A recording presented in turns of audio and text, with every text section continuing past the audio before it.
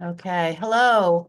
If you're with us on the East Coast, I'll say good afternoon. If you're with us from the West Coast, good morning. If you're across the ocean, maybe it's good evening. Welcome to Grow with Hebrew College, a monthly series that allows us to gather together to reflect and observe and wrestle with important ideas relevant to our lives today. I'm Kim Bodemer. I'm the Director of Adult Learning here at Hebrew College.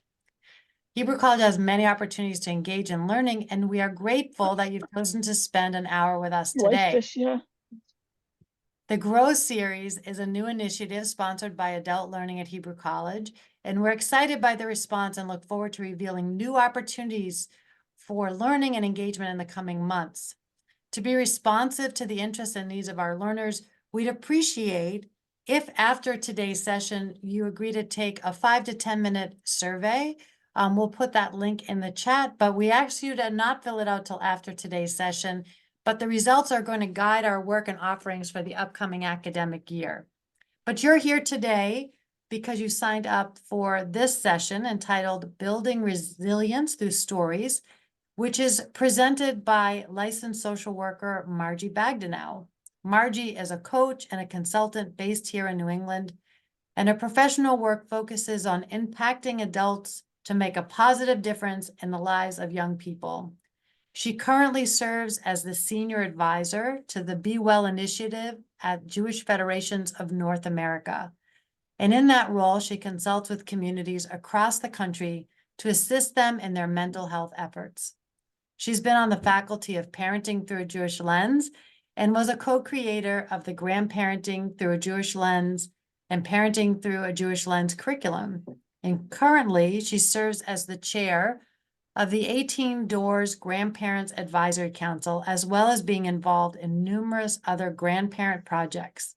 She is a proud grandma of 7, and I am thrilled to welcome Margie to Grow and look forward to today's presentation. Thank you, Kim. I am really happy to be here. Kim is going to do my tech today. I really appreciate that. I'm not terrible with tech, but I think her doing it gave me a couple extra hours of sleep last night. So will you do the first slide? And I will just kind of keep saying slides.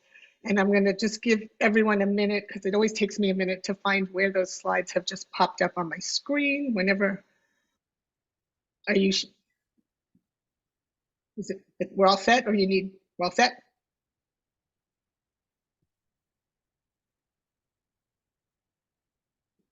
Okay, well, I'll start talking and hopefully we will see it. I'm really happy to be here today, and this program was created in my work with grandparents, and I will reference them a lot. And I also believe it's truly applicable to our children, our students, anyone we relate to. I know that each of you will take something different out of the program today because we're all unique. I'm going to spout a lot of words in the next stretch, and I urge you to take home what resonates for you and not to worry about the rest. I want to suggest that everyone take a deep breath and, to the extent possible, ground yourself in this hour.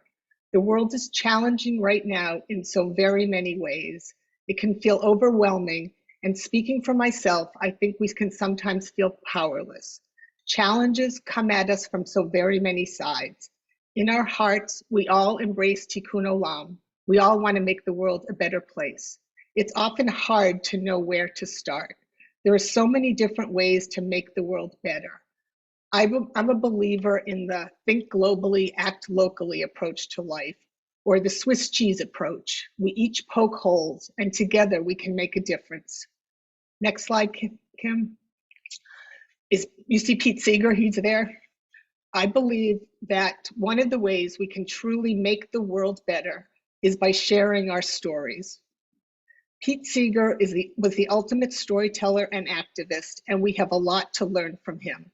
He offered so much wisdom and truly made a difference in the world through his songs and stories. I was with a group of friends several years ago, and we stumbled upon him at a library doing a small sing-along. It was quite powerful. I love how these quotes feel so relevant to telling stories. I was raised in the time when, because I had a bad voice, I was literally told to mouth the words during Glee Club. So that last quote particularly resonates for me. The easiest way to avoid wrong notes is to never open your mouth. What a mistake that would be. This is especially true about sharing our stories with our loved ones. Next quote, next slide. Howard Gardner, a well-known psychologist and the founder of the theory of multiple intelligence, said this: stories constitute the single most powerful weapon in a leader's arsenal. I want to suggest that we're all leaders in some way. Leaders don't have to lead countries, schools, or corporations. Many of us are leaders in our families, with our children and our grandchildren. Today, we're talking about stories, about the importance of stories in Judaism, and about how story sharing can help build resilience in young people, and talk about ways to share stories, props and prompts we can use in our everyday life to share our stories, our family stories. Resilience is not a guarantee of anything. We can't predict the outcome for any particular child, but we can do our best to help them thrive. Resilience is the ability to cope with and recover from setbacks. A resilient person has strong coping skills and is able to use available resources, ask for help when needed, and manage the situation they're facing. Resilient people don't fall into despair or hide from issues. They face life's issues. Resilient people do not experience less distress, grief, or anxiety. However, they're able to use healthy coping skills to handle challenges in ways that foster strength and growth. We know all around us that there is a mental health crisis in the country, and that young people need all the tools they can get to help them. Building resilience is a tool for them. Telling our stories is a tool for us. Next slide. Judaism is a storytelling religion. It's at our core. To quote Rabbi Lord Jonathan Sacks, storytelling is the great vehicle of moral education. It was the Torah's insight that a people who told their children the story of freedom and its responsibilities would stay free for as long as humankind lives and breathes and hopes. The Jewish people love to share stories. Memories and stories are central Jewish values. We cannot forget what's happened to us because we must share it with future generations. The past is one of our best learning tools. Even our names are stories. There's a midrash that says that every person has three names: the name that his parents call him, the name that his friends and peers give him, and the one that he creates for himself. If you're a grandparent, or if you had grandparents, put the name you've chosen as a grandparent or the name that your grandparent chose to be called in the chat. Just take a minute and do that.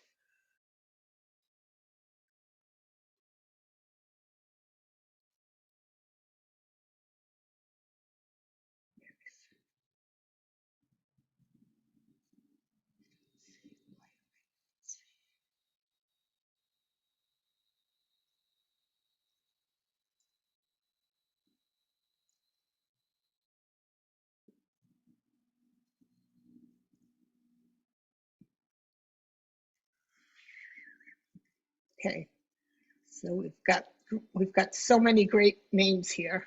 Mimi, Grandma, Oma, Grandpa, so many names. Now, if you're so inclined, just for a second, put in the chat, what do those names evoke in you? And is everybody seeing the slides? Okay, I'm just not. I can't figure that out, but okay.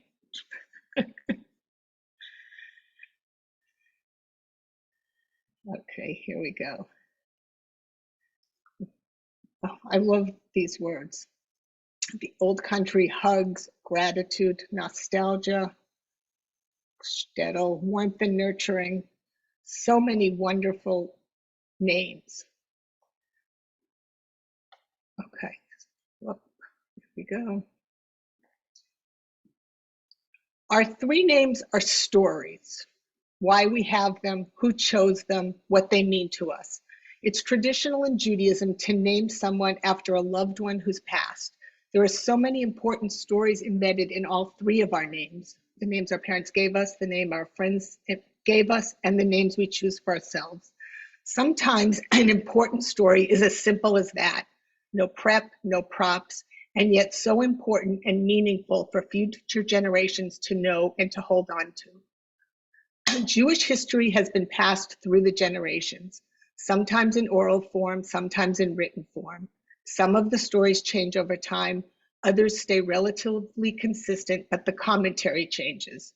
At its essence, the Torah is a long story, and what changes is the commentary about it, and what changes is us. There are so many versions of commentary from whatever lens you choose to look, but the stories say the same, and we repeat them over and over and over. And we learn from them every time. We change. The stories do not. Many of our Jewish holidays are centered around stories.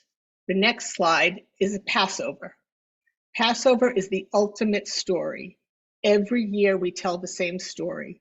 Every year, more Jews attend a Passover Seder or Passover retelling than any other holiday.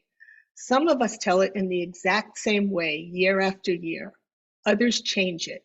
We change it based on what we want to convey, what we're thinking about at the time, what's central in our lives or the world at any given season, and who's sitting around the table.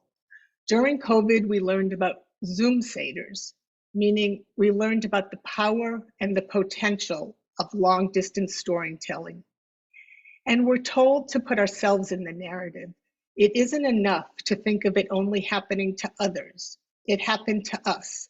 And like each of us, like each of our families, there is a master narrative and lots of shorter stories embedded in the big story. Our role as story sharers is to tell the big and the little stories. It's often the details that add power. The Seder is full of story props and details. Salt water is a prop that's part of every Seder. The afikomen is a prop. Even years ago, someone knew that the young people needed to get up and move. They could not just sit there. The Seder plate is a prop. What you put on the Seder plate and its meaning to you is a prop and a prompt, a way to begin a story. These days, the possibilities are endless. An important aspect of the Passover Seder is that it works to engage all of our senses in telling the story because it helps create and embed memory. The smells, the sounds, the tastes, the songs, it's all part of the story. And I suspect that even as I talk, some of you are having memories sparked of Passovers past, and some of you might even be beginning to make lists for this year. Next slide. However, because of the Jewish calendar, rather than only prepping for Passover right now, we are prepping for Purim. Purim is another story that gets repeated over and over with new meaning found in each generation. Themes of hiding identity, of anti-Semitism, of the power of women, the need to speak truth to power. These are all themes that we understand differently at different stages.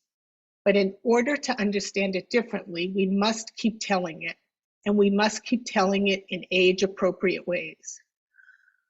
With all of these stories, Torah stories and holiday stories, we hear and we internalize different things because we are different as we grow. And that's the same with the stories we tell about our lives. At different points, we and our audience have different lenses and hear things differently. As we talk, think about the young people and the not so young people in your lives and how to make the stories appropriate for them, for now, knowing that you might tell them differently at another point. It's never good to have to take anything back, but it's fine to add to stories. Don't tell mistruths, but not everyone needs all the information all the time. Family stories can and should start simple when children are young, and they can get more complex as people get older. In my mind, 24/7 total transparency can be overrated. For a long time, many people thought that passing along these stories was for the sake of our heritage, for the sake of Judaism, and Dayenu. That was and would have been enough. But there's more. Family stories is good for people. Next slide. Grandparents are generally the keepers of at least 5 generations. They have personal knowledge, often even personally knowing 5 generations, their grandparents, their parents, themselves, their children, and their grandchildren. Sometimes 6, sometimes 4. Think about the power of that. Grandparents, more than anyone else, must keep our family stories alive. Now, I know there are exceptions to this. My generation did not all know their grandparents. Many of them were killed in the Shoah or lived through it but didn't want to talk about their lives. Many are learning about them now with new research available. I was at a program yesterday here at Hebrew College with Irene Stern-Freilich, author of Shattered Stars, Healing Hearts, where she talked about her story. And I'm also aware that in adoptive families, there may be unknown generations. We can't fill in the unknowns in all situations, but we can share what we do know about family histories. Many people do DNA testing to learn more about their stories and their past, and it's often a great way to learn about families, but you do have to be aware of what you might find and the people it might impact. We've all heard those stories. Many of us have experienced them firsthand. Sometimes it's very much a be careful what you wish for. So just keep that potential rabbit hole in mind as you go down that road. Judaism has always inherently known about the power of stories, even without the modern research that has shown that storytelling is the best way to capture people's attention, to embed information into their memories, and to forge close personal bonds, not bounds. And it turns out that hearing family stories builds resilience in young people. It really does. Those sometimes crazy stories we tell in families, sometimes over and over and over, are really good for young people. Telling our stories helps them. It also can help us make sense of our own world as we tell it, in our own life as we tell it to them. And the way we tell them, the time that we spend telling and sharing often creates memories. The memories and the stories will strengthen the young people that we love and care about. Aside from being fun and creating memories, researchers have established a causal, not a casual, but a causal link between family stories and thriving. Family stories, I always think about doing Wordle. If the difference was casual or causal, you could, if it were 5 letters, you'd be in trouble for a long time. But family stories strengthen connections. They create family cohesion, they build identity, and they support multiple perspectives. In 2001, psychologists Robin Fivesh and Marshall Duke from Emory University developed the Do You Know scale to determine how much children knew about their family history. They then compared children's psychological health with their knowledge of their own family history. Next slide. The results were surprising. They found that the more children knew about their family history, the stronger their sense of control over their lives, the higher their self-esteem, and the more successfully they believed that their families functioned. Turned out to be the single best predictor of children's emotional health and happiness. So take a look at the questions on the screen.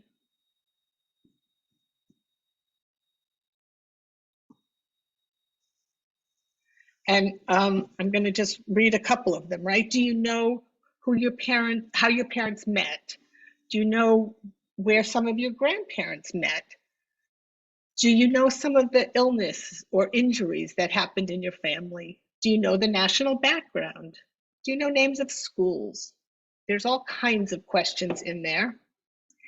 And the ones who knew more about their families proved to be more resilient, meaning they could moderate the effects of stress. There are more details, there are a lot of details on the research, and I'm not going to go into the statistic because that's not today's focus, but it's out there if you're interested. And the results which were found 20 years ago were profound, and they've been built upon over the years. And these questions here that are on the slide can be used as story prompts, important story prompts as you tell your stories. Now, the healthiest and best way that young people learn about their families is that someone tells them. It's not that they find a secret in an envelope after someone passes away.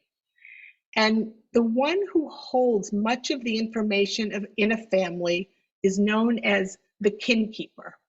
The kin keeper is the one who tells us where we came from, the one who's the carrier of the information, and often the one who keeps us together. Historically, that was often the grandmother, the matriarch, although grandfathers can also fill that role and other people can also. So I want you, as you look at those questions, think about which ones you know the answer to, which ones do you wish you knew the answers to, which ones might you find the answers to, which ones feel important, and which ones might it be too late to find the answer to. So just do a little bit of thinking for yourself, internal thinking for a minute.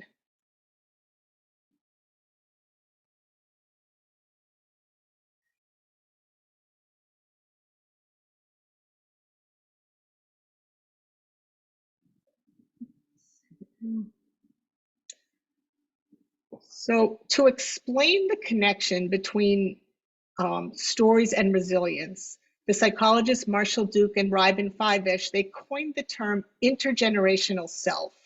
It's a sense that you're part of something bigger, that your life is an episode in a larger narrative.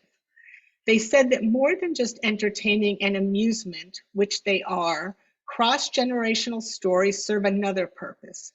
Family stories let children know that they're not alone and that those who came before them celebrated triumphs and overcame struggles, just as they do.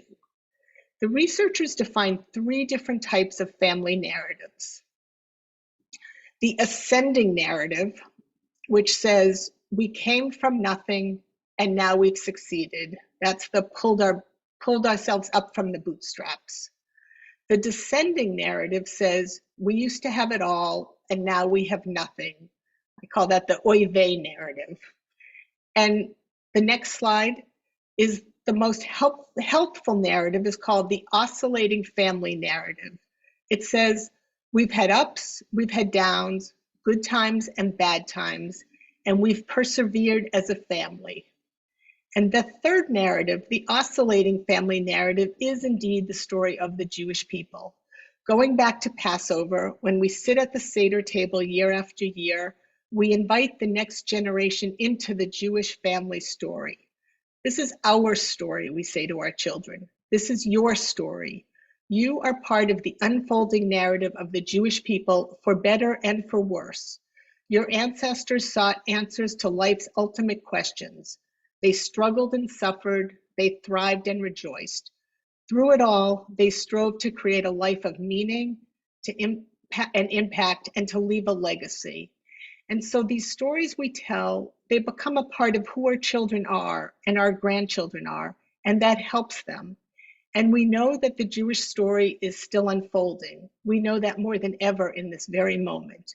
There are ups and there are downs, just as our family stories are continually unfolding. We know that young people need adults to help them navigate the challenges we're all facing. One way we can help strengthen our individual and collective children is to help them understand they are not in this life alone. We have celebrated and struggled, and to share those details in age-appropriate ways. That's the oscillating family narrative. Don't try to sugarcoat, don't try to make it too awful. Ups and downs and ups, a roller coaster. Next slide. Now, with all of that, I want you all to just take a real minute and think about what stories you might want to share with your children and grandchildren. Is there a do you know question that you would add knowing your own family, and put that in the chat.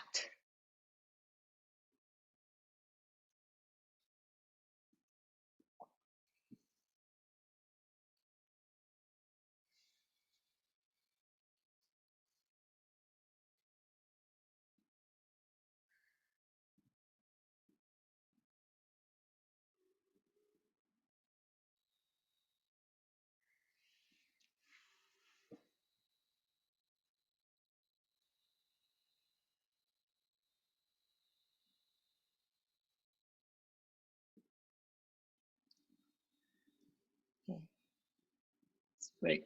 Jill, we're going to talk a little about family recipes, so that's great. Influenced your grandparents and now you. Yeah.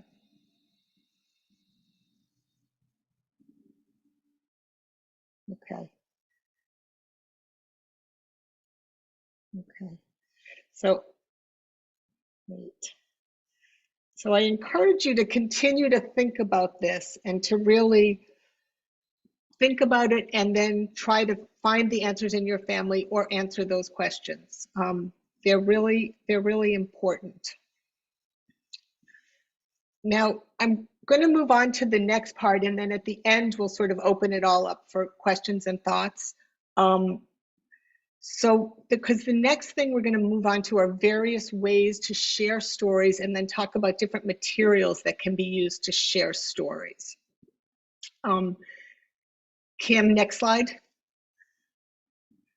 So novelist Graham Greene said, "A story has no beginning or end. Arbitrarily, one chooses that moment of experience from which to look back on or from which to look ahead. That's so true of our stories. So don't worry about it. Keep in mind that storytelling doesn't have to be a planned event. It can easily be embedded in everyday life. It can happen at the playground. It can happen cooking a meal. It can happen in the car. Lots of stories get told in the car. They can be told anytime on a lap, on a phone, on a laptop. Stories don't have to be told in any particular order. Over time, young people will fit them into the master narrative in an order that works for them. Some of us don't love to talk about ourselves. Others do. Either way, know that it's good for young people for you to do it, and keep that in mind as a motivator." Next slide. The old game of telephone. I don't know that it's used so much anymore, but in that game, the way a story starts out is not necessarily the way it ends. And so too with our stories. It's okay if they're not exactly accurate. The feelings are as important as the facts sometimes. The way a story evolves over time in a family gives it meaning and then gives it new meaning. Although props aren't necessary in sharing family stories, sometimes they're helpful and fun, and there's so many ways to share stories. I'm going to share some that have been used over the generations in my family. The idea is to whet your appetite as we look at ones that we've used. Think about who you are and what might be meaningful or fun for you and your family, and I'd love to hear those ideas. The idea is not for you to do what I've done, but I do encourage you to use anything that might resonate or be sparked. Many of them can be done or adapted in person or from a distance. Photos. There are so many ways photos can be used. Now that phones have evolved, we always have photos with us, and we can add old photos to our phones. One of my granddaughters loves to look at my photos and have me tell her stories over and over and over and over and over and over. The power of repetition. Kids love to hear stories over and over, and adults, especially grandparents, are often known for telling the same stories over and over. And in this case, it's a win-win. It works for everyone. Next slide. This is just an old-fashioned photo collage. It's a collage of my mom and her twin sister. I made this literally cutting and pasting after my mom died 18 years ago. At the time, I made it for her sister and probably also for me as a way to deal with my grief. But the whole family loves it and loves looking at and trying to figure out who's who and hearing some of the wonderful backstories of their lives. The boyfriends they fooled, the teachers they challenged.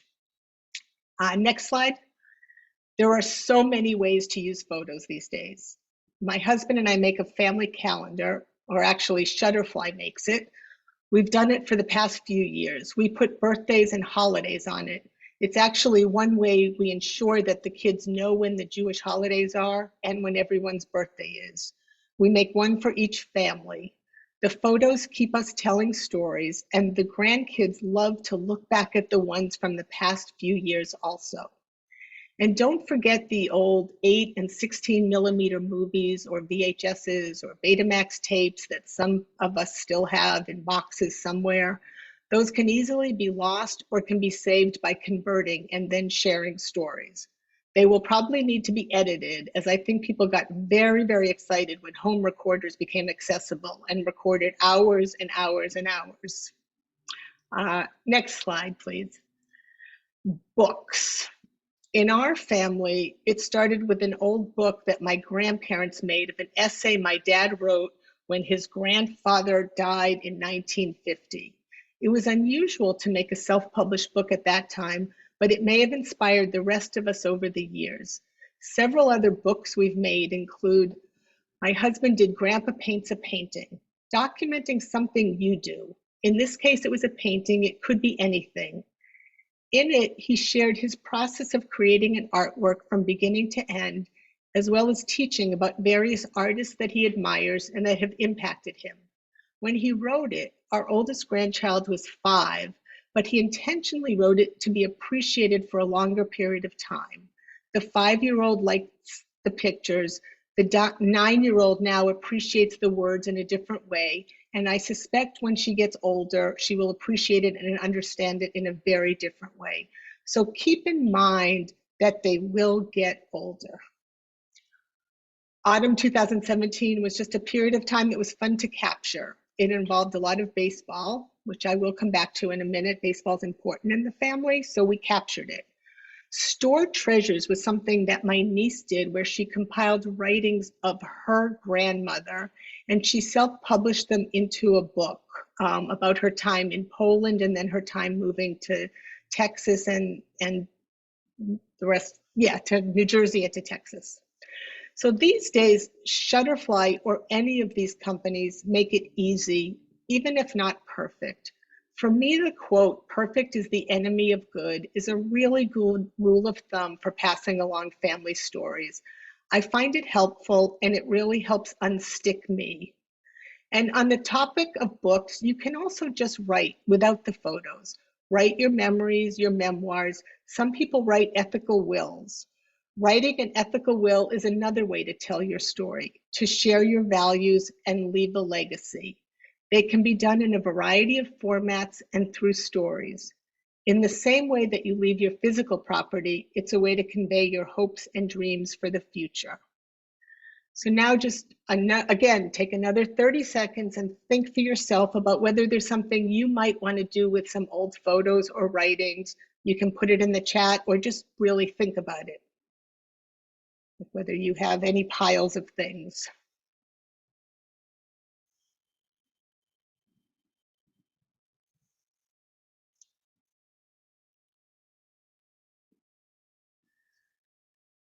Okay, next slide. I am a perpetual beginner in sewing and knitting. I don't seem to have the patience to get beyond squares and rectangles or to clean up mistakes, and this has clearly been going on for a long time.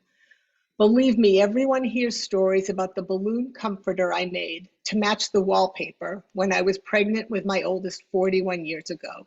For some strange reason, the blanket has lasted and lasted, like the Hanukkah candles. That was never the intent. I made it to wrap my baby in, and at that time I was not thinking of longevity. It was one day at a time. Next slide. 41 years later, and I'm still making squares and rectangles. Some of them more intentionally for memory making and stories now. I love opening my Passover box every year, a big Tupperware container.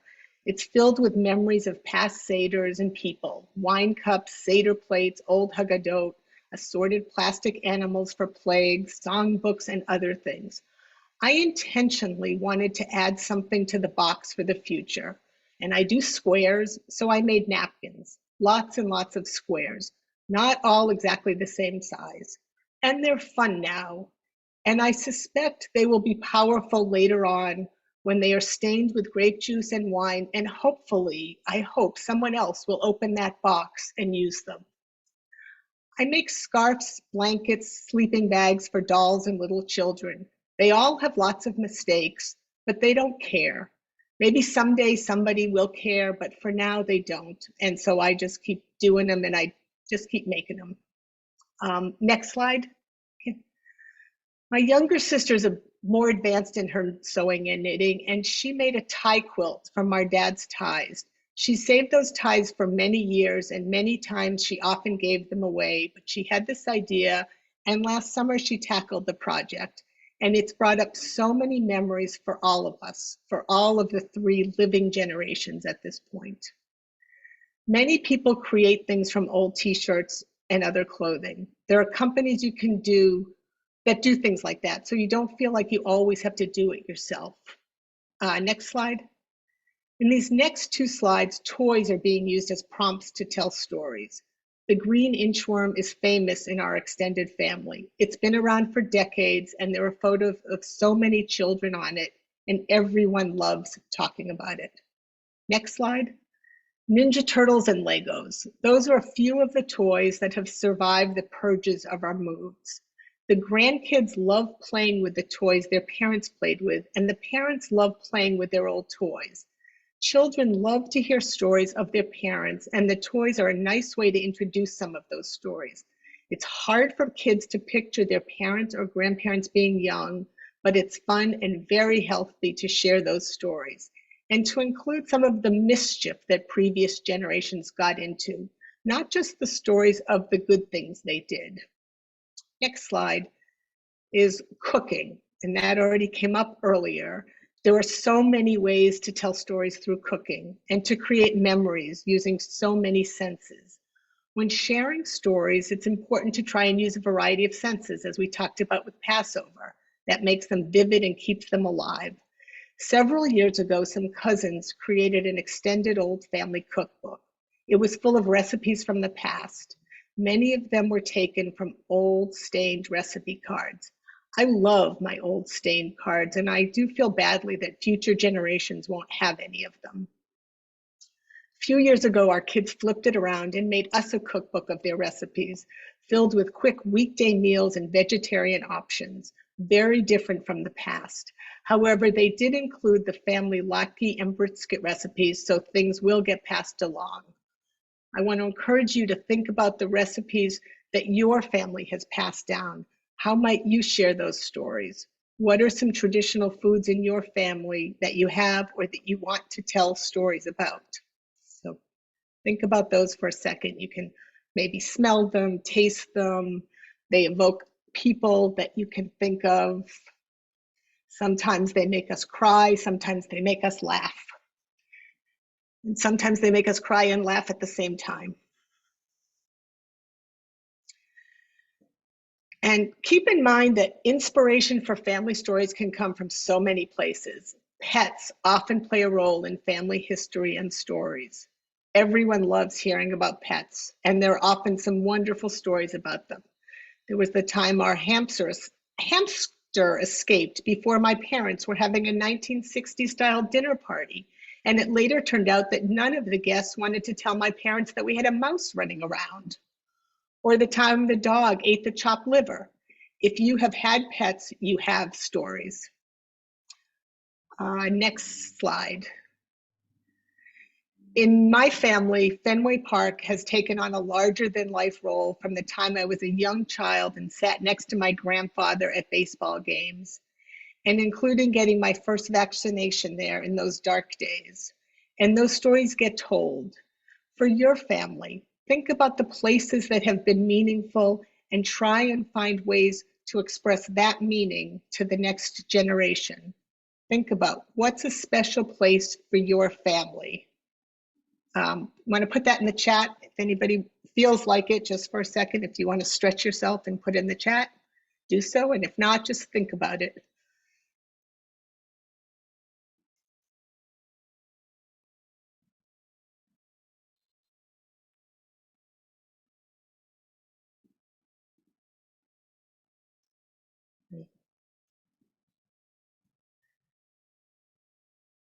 Okay. So the last prop for today, but certainly not the least, next slide, Kim, are Jewish ritual objects. So many stories can be told through family heirlooms and objects. Look at your shelves, do a scavenger hunt, find the special books and objects, talk about them, tell their stories, Where did they come from? Whose were they? What do you know? What do you imagine?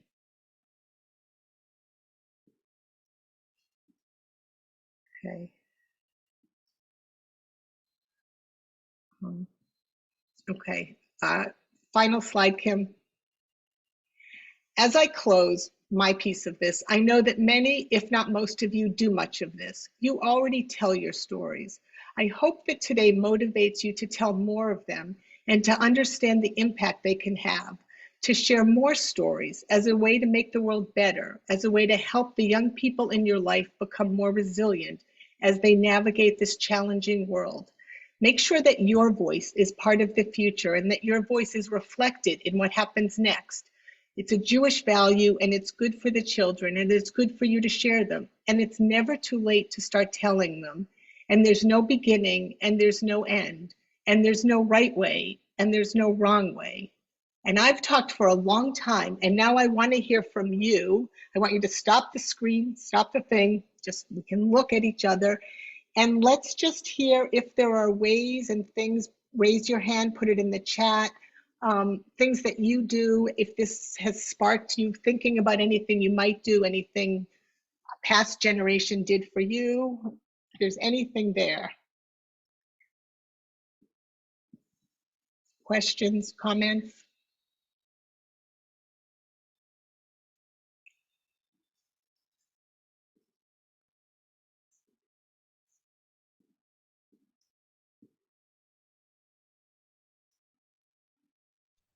Yes, Bracha, and then Richard. So much for your wonderful storytelling and sparking our stories. I wanted to throw out one more thing that's been meaningful for me. I have gone to Germany, where my family originated from, and put down a Stolperstein as the stumbling stone in front of the home, where, in this case, a great uncle last lived before he was deported. And in that town, a small town not too far from Marburg, this town where my grandfather grew up, the town decided to keep the Jewish cemetery up, which is not true in a lot of places.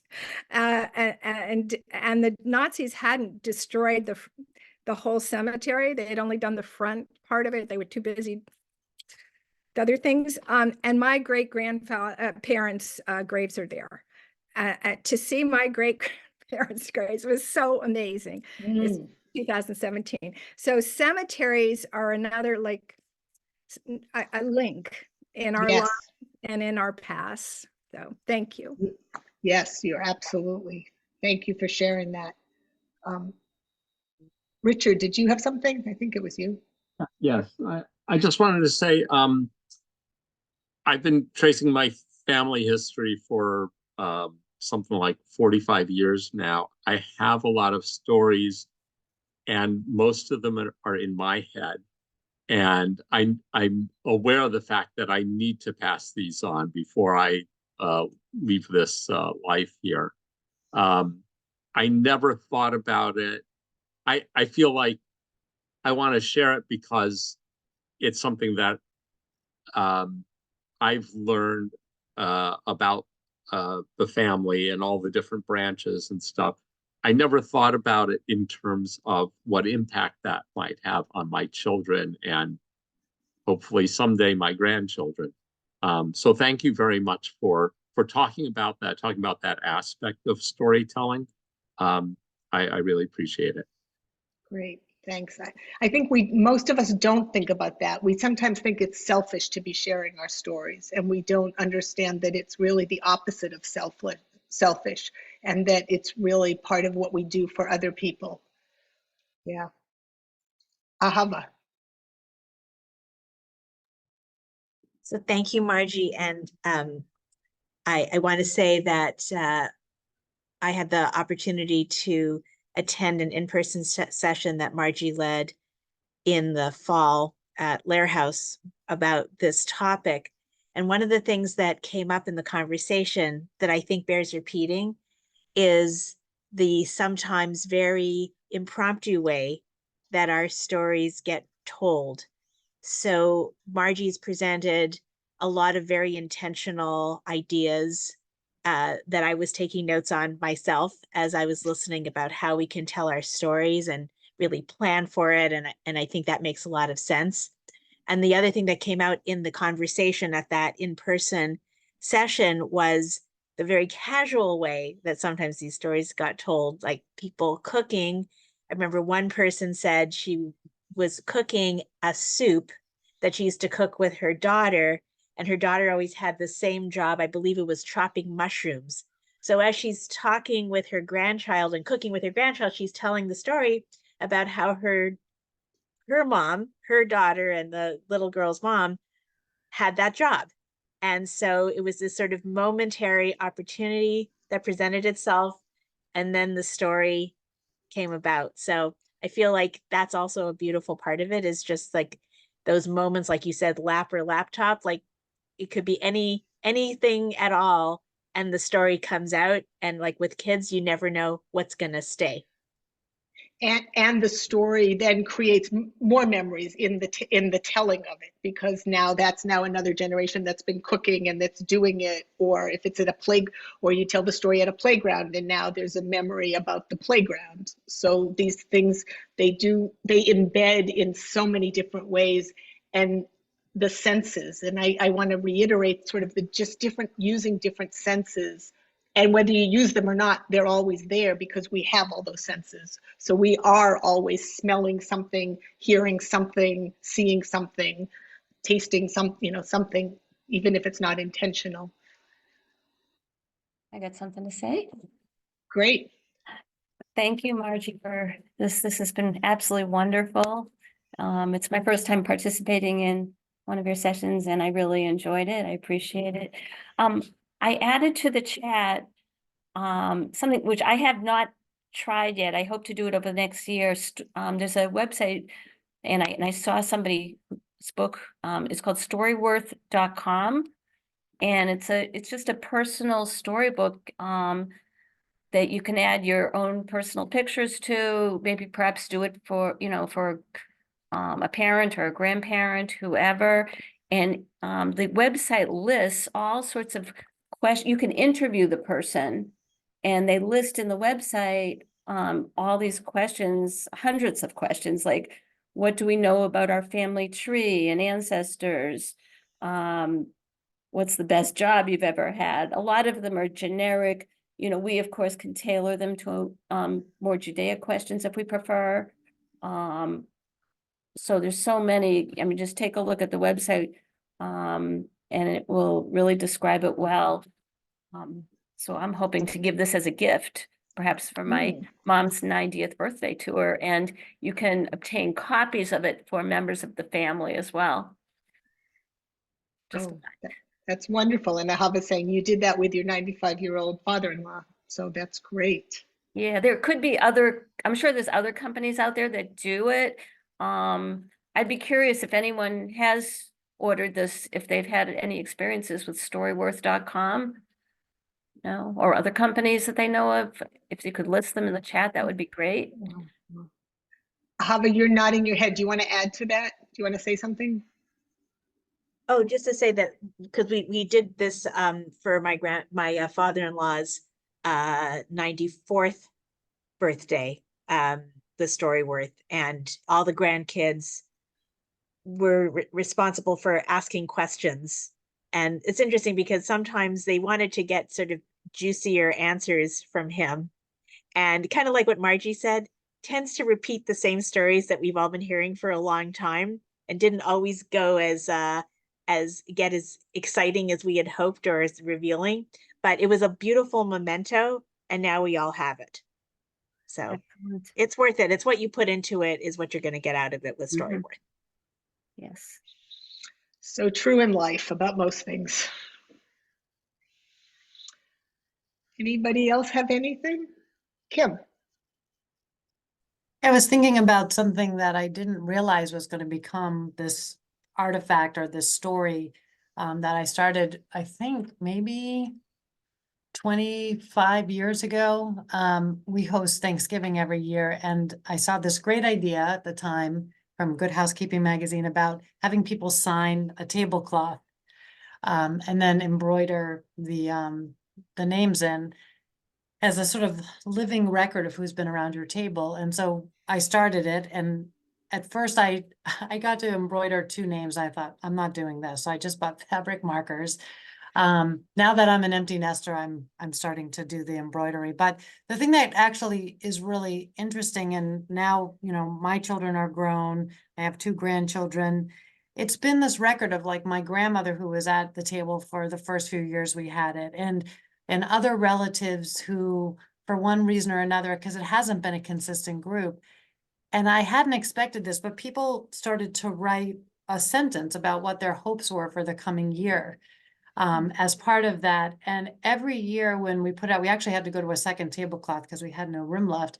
But there's this thing, anyone who comes to the house is looking to see what was written last year and where they'd been. And I couldn't have imagined. And when I think about people ask the question about if, God forbid, your house is on fire, what are the important things? I feel like my tablecloth is something that's just so important as this living record. And I feel like my kids, I have 3 kids, I'm gonna have to, you know, do this for another however many years, so everyone gets a tablecloth. But I don't know, I think that those kinds of things become a story in and of itself, which has been more powerful than I could have imagined. I think we don't always know what's going to become the story. And then we reflect back, and then we keep it going. So now you're intentionally keeping it going. When it started, it was just sort of a fun little thing, and now it has meaning. Yeah. Anybody else? Any last thoughts on anybody's part? I don't know where everybody is located, but I do know that in Boston it is a gorgeous spring day. So I do hope that everybody does get outside and not just spend the day on their computer staring at screens today. Well, on behalf of Hebrew College, I would love to thank you for a really wonderful session. You've given us a lot to think about, especially as Passover is coming up, about how we can integrate some of these ideas. We hope to see many of you on Wednesday, April 10th for our final Grow series of this academic year. Hebrew College President Rabbi Sharon Cohen-Anisfeld will be presenting a session entitled With Strong Hands and Outstretched Arms, The Journey Out of Egypt. And she shared this description, which I'm just going to read to you because I think it's pretty powerful in the times we're living. The image of God's strong hands and outstretched arms simultaneously comforts and challenges us. No place, no matter how desperate, is beyond the reach of God's redeeming hand. Yet confronted with the urgent problem of human suffering, then and in our own time, we must struggle to understand our own place in this story. What is the role of human beings in bringing about an end to suffering and injustice?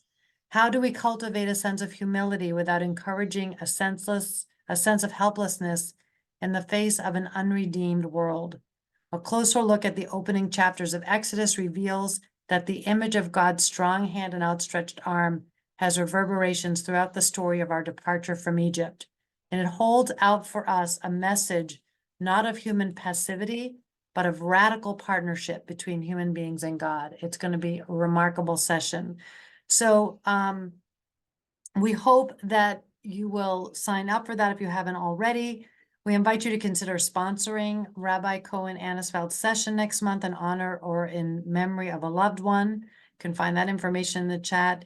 And again, we ask that you take a few minutes to offer feedback generally about adult Jewish learning, which will help us to make our plans for the next academic year. So in the next day or so, you'll get a copy of this recording and an email and another opportunity to sign up. And we hope that you have a wonderful rest of your day. Thank you so much, everyone. Thanks. Thank you, everybody.